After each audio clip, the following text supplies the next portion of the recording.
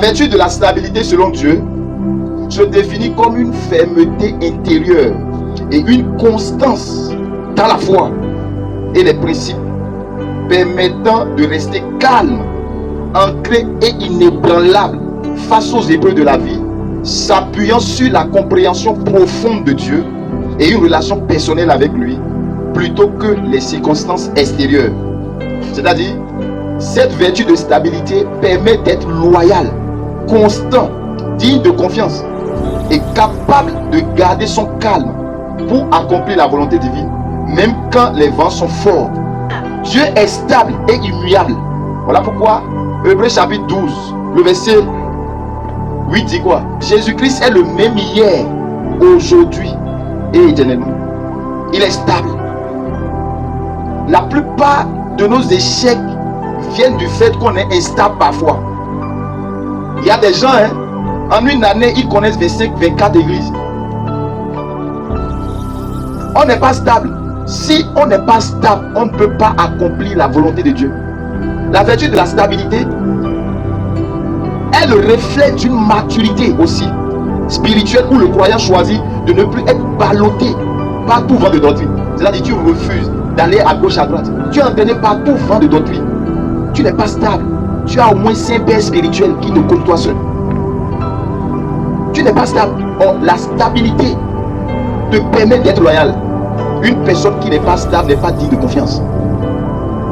C'est pour cela, l'année 2026 va t'apporter la stabilité dans tous les domaines. Aucune épreuve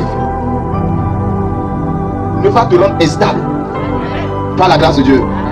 Donc elle se manifeste, cette stabilité, par une vie ancrée dans la parole divine plutôt que dans les émotions, permettant de persévérer, de porter du fruit et de faire confiance à Dieu même face à l'adversité. Face à l'adversité, comme un arbre solidement enraciné dans le roc.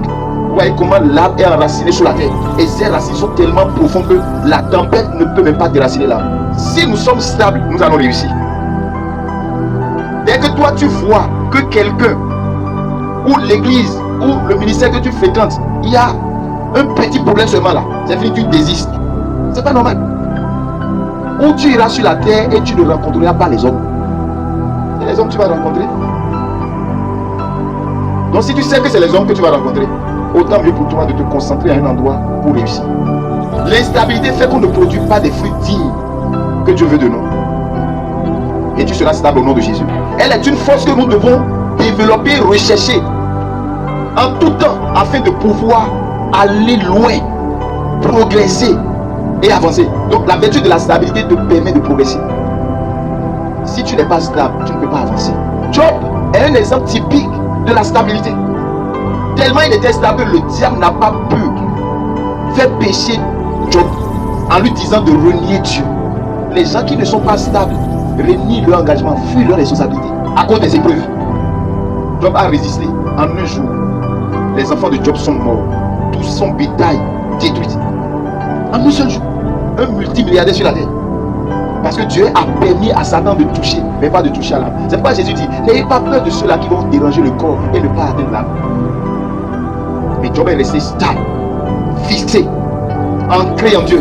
Et Dieu lui a apporté la double bénédiction. Ouais, la stabilité de Job dans la foi a permis à Dieu de lui donner une double bénédiction. L'épreuve que tu traverses là, je te demande d'être stable. Ne t'inquiète pas, c'est la double bénédiction que ça annonce. Si on n'est pas stable, on ne grandira pas. Gloire à Dieu.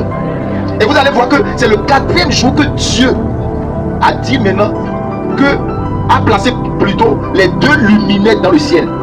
Le plus grand luminaire, c'est le soleil, pour présider et donner sa lumière dans le jour. Et la lune pour la nuit. Est-ce que vous voyez? Donc les 2 grands luminaires là servent de lumière pour les hommes sur la terre. Et j'ai compris par ma petite méditation que tu dois parler comme Dieu et fixer le soleil de justice sur ton année 2026. Amen. Et la lune en 2026. Mais toute la création là est corrompue. Mais c'est pourquoi en Christ nous sommes une nouvelle créature. C'est-à-dire Jésus-Christ là, c'est un nouveau monde où nous pouvons rayonner avec lui. Et tu dois fixer le soleil pour que le soleil se lève. Dieu a donné instruction. Il a fait alliance avec le jour et la nuit. Il dit tant que mon alliance avec le jour et la nuit ne va pas se rompre, c'est ainsi que je ne vais pas me détacher de David et des sacrificateurs. Et la Bible dit qu'en Christ, nous sommes un royaume de sacrificateurs. Alléluia. Gloire à Dieu. Le soleil a été positionné pour briller. Il n'y a rien à dire. Il n'y a pas de prière pour ça. Personne ne prie pour que le soleil se lève. Donc, si nous comprenons certains principes, on n'a pas besoin de prier pour briller. Il suffit seulement de se positionner en Christ pour briller. Et 2026, tu brilleras. Le soleil de justice qui est Jésus sera positionné, sera fixé. Donc tout à l'heure, tu vas agir comme Dieu. Et tu vas placer les deux grands luminaires en 2026. Le plus grand pour te donner la lumière pendant le jour. Et le plus petit te donnera la lumière dans la nuit. C'est pour cela que quand nous rentrons dans la parole de Dieu, dans Somme 121, verset 6, il dit, pendant le jour, le soleil ne te frappera pas, ni la lune pendant la nuit. Et comment le soleil va frapper? Aujourd'hui, nous avons les gens adorent le soleil, les gens adorent la lune. Le soleil est comme un hôtel pour certaines personnes, la lune est comme un hôtel pour certaines personnes. Les astres, Dieu a fixé les astres, les étoiles, le quatrième jour. Que ces luminaires-là servent à marquer les époques, les années et les temps. Donc, à travers le soleil, à travers les étoiles, à travers la lune, on peut lire la vie de quelqu'un. Et les anges que Dieu a placés sur ces astres-là ont désobéi à Dieu. Ils ont commencé par livrer certains secrets que Dieu les a défendus de dire. C'est pourquoi on les appelle les anges déchus. C'est pourquoi si tu n'es pas en Christ et que tu es de l'autre côté là-bas, là, sache que tu parles avec des entités déchues et non avec les vrais anges. Pendant le jour, le soleil ne te frappera pas. Tu donneras à l'instruction à ton soleil qui ne te frappe pas pendant le jour. Et tu donneras instruction à la lune pendant la nuit qui ne te frappe pas. Le chiffre 4, c'est la stabilité. Et voilà pourquoi vous allez voir que l'homme aussi est stable à cause des 4 éléments. La terre, l'eau, le feu et le vent. Voilà pourquoi Dieu a donné le pouvoir à Moïse. Moïse a créé du problème à tous les magiciens en Égypte. Il a parlé à la terre, les fous sont sortis. Il a changé l'eau ensemble. Voilà Dieu. Il a fait descendre des grains de feu. Hein? Vous voyez un peu? Donc, les 4 éléments constituent l'homme. Quand tu prends l'homme debout, la tête là c'est le feu. La poitrine c'est l'air qui respire. Le ventre là c'est l'eau. Et nos pieds sont en contact toujours avec la terre. Donc l'homme est constitué des 4 éléments. Voilà pourquoi, si les mystiques prennent un élément comme toi là, tu es cuit. Là où tu es un hôtel de Dieu. Parce que l'homme est devenu stable à partir des 4 éléments qui le constituent. Est-ce que tu respires? Oui. Est-ce que tu sens la chaleur dans ta tête? Oui. Est-ce qu'il y a l'eau dans ton ventre? Oui. Est-ce que tes pieds là sont en contact avec la terre tous les jours? Tu es un hôtel de Dieu vivant tant que Christ et son esprit habitent en toi. Et quand on devient un hôtel, qui peut maudire l'hôtel? Donc les 4 éléments vont travailler pour toi en 2026. La terre n'ira pas contre toi. L'eau n'ira pas contre toi. L'air n'ira pas contre toi. C'est pour cela, dans Jean 3, verset 8, Dieu dit quoi? Le vent souffle où il veut. Personne ne sait d'où il vient, ni où il va. Il en est ainsi pour toute personne qui est née de Dieu, qui est née de l'Esprit. Si tu es né de l'Esprit, tu deviens comme un vent. L'ennemi ne peut plus te saisir. Qui peut maudire le vent? Qui peut attraper le vent? Qui peut attacher le vent? Donc, aucune incantation ou des piquets contre ta vie ne marchera. Parce qu'on va seulement entendre des bruits. Les bruits veulent dire quoi? Les résultats que tu es en train de produire avec Dieu. Parce que Dieu dit avec lui, tu feras des exploits. Tu n'as pas entendu qu'il a voyagé? C'est le bruit là que tu donnes ça. Tu n'as pas appris qu'il a construit en 2 mois. Tu n'as pas appris qu'il a défié les sorciers de sa famille. Tu feras rien que du surnaturel. L'eau, c'est le symbole de la puissance et de la vie, de la purification. À cause de l'eau là, on est régénéré. Voilà pourquoi l'eau est très très importante dans la vie des gens. Vous devez comprendre la spiritualité de l'eau. C'est à travers l'eau que nous renaissons de nouveau. Pour faire le baptême, on te met dans l'eau. Il dit à Nicodème, si tu n'es né d'eau et d'esprit. Donc l'eau te purifie. L'eau constitue la régénération pour toi. C'est une bénédiction divine, l'eau. J'aurai le temps de revenir sur ça, sur la vertu de l'eau, comme j'ai parlé de la vertu de la terre. Nous savons que la terre est un lieu d'alliance avec Dieu pour accomplir ses plans. La terre crée, l'eau aussi crée. Amen. Le feu est le symbole de la présence de Dieu, de sa manifestation puissante. Donc, nous avons une partie de Dieu en nous. Hébreux 12, verset 29 dit quoi? Notre Dieu est un feu dévorant. Et ce feu-là est dans ta tête. Si le feu là s'éteint, c'est là les hommes deviennent fous. les mystiques, pour rendre quelqu'un fou, ils arrivent seulement à éteindre le feu qui est dans la tête de ce dernier. Et ils remplacent la tête par l'eau. Or, c'est à partir du feu qu'on réfléchit très bien. Est-ce que nous comprenons? Donc, si le feu dans ta tête s'éteint, tu deviens fou. Le feu ne va pas s'éteindre. Donc, le feu, c'est le symbole de la puissance. Le feu nous purifie. Pour nous tester, Dieu dit quoi? Il nous fera passer par le feu. Le feu purifie nos cœurs, nous purifie de toute impureté. Le feu peut aussi devenir comme un jugement, comme au jour du Sodome et de Gomorrhe.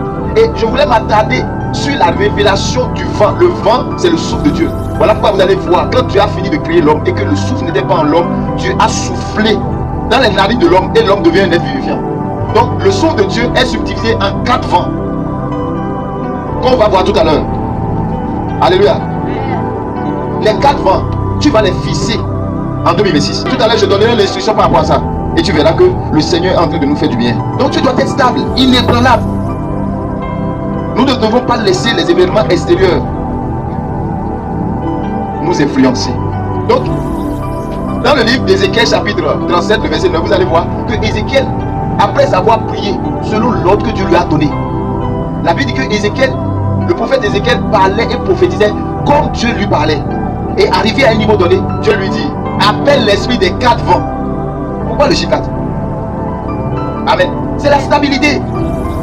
Et quand il a soufflé, il dit, esprit des 4 vents, Ézéchiel 37, verset 9, viens et souffle parmi ces morts. Les morts sont redevenus vivants à cause de l'esprit des 4 vents. Donc le vent, c'est le souffle de Dieu, c'est la puissance du Saint-Esprit. Au jour de la Pentecôte, qu'est-ce qui s'est passé? La Bible dit qu'il y a eu un vent impétueux qui a soufflé. Et les lampes de feu sont descendues sur les apôtres. Jésus était la manifestation de l'autel de Dieu sur la terre. Amen. Donc si Jésus est l'autel de Dieu et qu'il est en toi, toi tu es quoi alors? Si je vis, ce n'est plus moi qui vis, c'est Christ qui vit en moi. Et Christ est la nouvelle création. Donc ce n'est plus ce soleil là qui va brûler sur moi, parce que ce soleil est déjà corrompu. Le soleil ne te frappera pas en 2026. Amen. Ni la lune en 2026. Amen. Donc les 4 éléments, c'est à partir des 4 éléments qu'on bâtit les hôtels. Sans les 4 éléments, ton hôtel ne sera pas puissant. On a le vent de l'Orient ou le vent du Sud. Dans le livre de Exode chapitre 4, verset 21. Le vent de l'Orient qui va souffler là, c'est pour te libérer de tous les obstacles. Tous les obstacles devant toi. Aucun obstacle ne peut résister devant le vent de l'Orient. Donc tu vas placer le vent de l'Orient.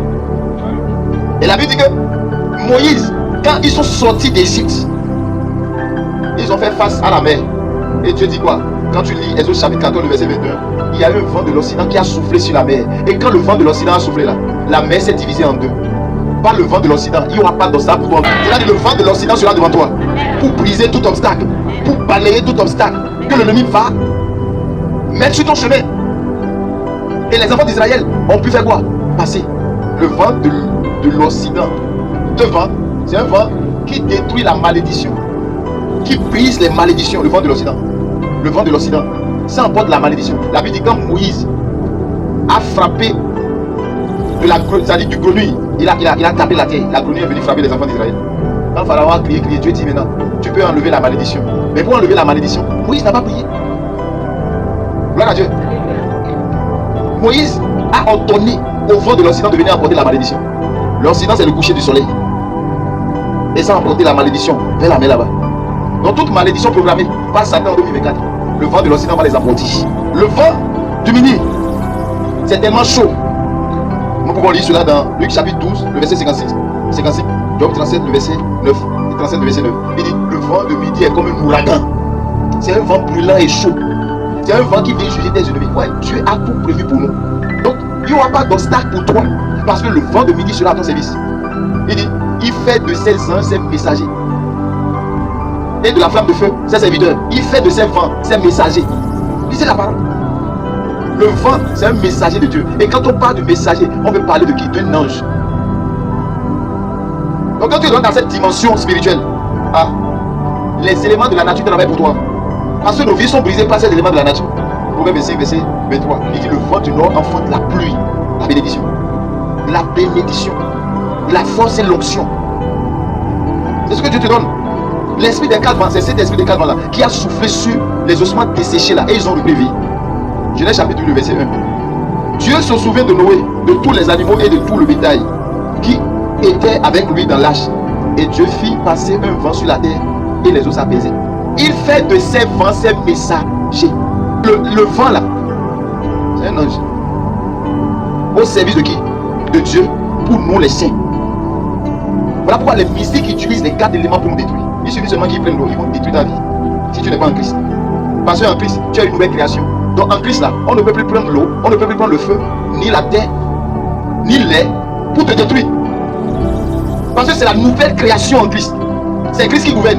L'autre création est soumise à la vanité, à la corruption. Les gens adorent le soleil, ils adorent l'arc-en-ciel, ils adorent la lune.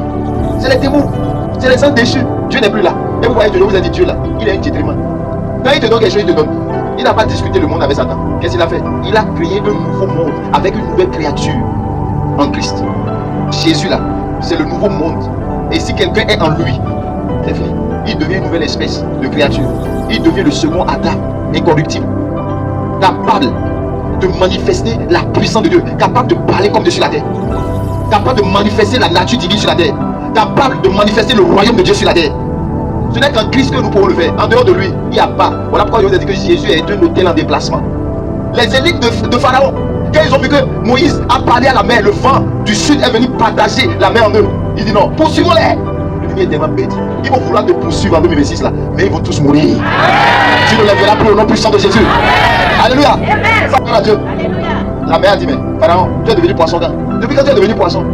Moi je ne te connais pas. Parce que la terre là, l'eau là, a enregistré les enfants d'Israël depuis Abraham. 2026 t'as enregistré au nom de Jésus. Alléluia.